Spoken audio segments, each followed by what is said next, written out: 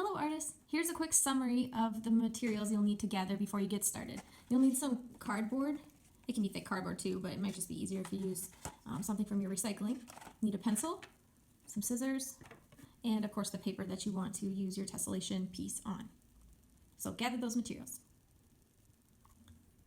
Hello artists, now it's time to make our tessellation stencil. So we want to use an interesting organic shape. So a shape that is irregular or asymmetrical. The size you want to aim for would be about the size of your hand, balled up in a fist, I guess. I'm just kind of lightly outlining this so I get a general idea. I want it to be about that big. If it gets too small, it's going to be hard to work with. So I'm going to make an irregular, organic, interesting shape.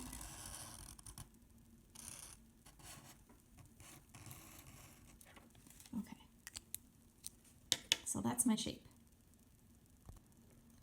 Now it's time to cut my shape out. So get a scissors. If it's that thick cardboard, you might have to ask for help from an adult, because sometimes that can be super tricky to cut. Here's a secret trick too. If you just want to quickly cut it out like this, then it's easier than to get to these pieces. Just a little insider pro tip for you. I'm full of those.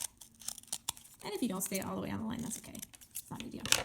Okay, so now I've got this. I'm going to, of course, put this back into my recycling bin. And now, all right, now that I've cut my piece out, I'm ready to start tracing my tessellation. So I'm just going to start in the top right corner, and I'm going to line the edge of my piece up here and pretty close to the top there too. So I'm pressing against my stencil. Look, I'm holding it steady.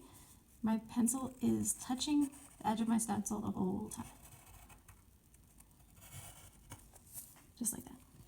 Then, to create the tessellation, I'm moving my piece over and I'm going to line it up in the same spot every time. I'm going to choose this corner to line it up. And I'm going to continue with my tracing. Being very careful to always line it up in the same spot each time.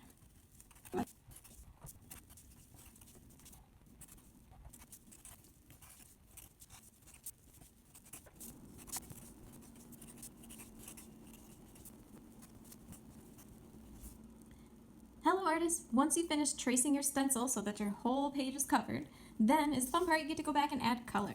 So you can decide, do you want to use markers? Do you want to use crayons? Do you want to use colored pencils? I would highly recommend markers if you have access to them, since it will help to get into those little itty bitty spaces. Or colored pencils, I suppose. But the markers are just so bright and brilliant.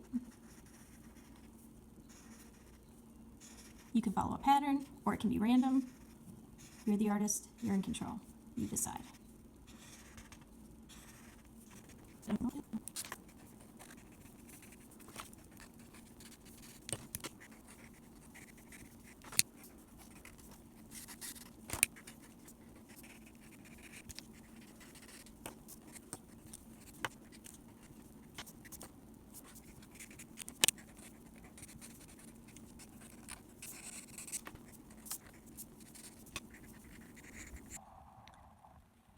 When you finish coloring, go back and add some fun details like faces or whatever other details you want to.